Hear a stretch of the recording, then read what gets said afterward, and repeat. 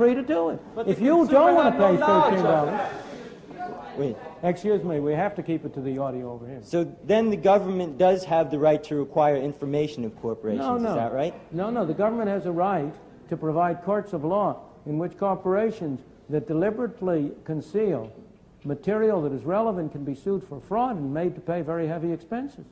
And that is a desirable part of the market, of course. What I'm trying to say to you is that these things are really a little bit more subtle and sophisticated than you are at first led to believe. There are no, you can't get easy answers along this line, because your way of putting it really only doesn't really get at the fundamental principles involved. The real fundamental principle is that people individually should be free to decide how much they're willing to pay for reducing the chances of their death. In Ohio, an old man failed to pay his electric bill. You may be familiar with the case.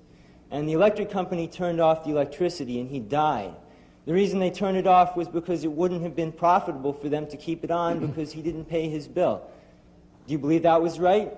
I don't know the details of that case at all, but I can well believe, but I'll be glad to, no, excuse me. In many of these cases you hear stories which when you find the details are very different from those that are presented. But let's suppose it were true, which is what I was going to go on to say. You know, why do you want to stop me? Why do you assume I'm always going to give the wrong answer? Let's assume the facts were true. The result is tragic. Who is responsible? Is it really the responsibility? Should I blame the people? Let's suppose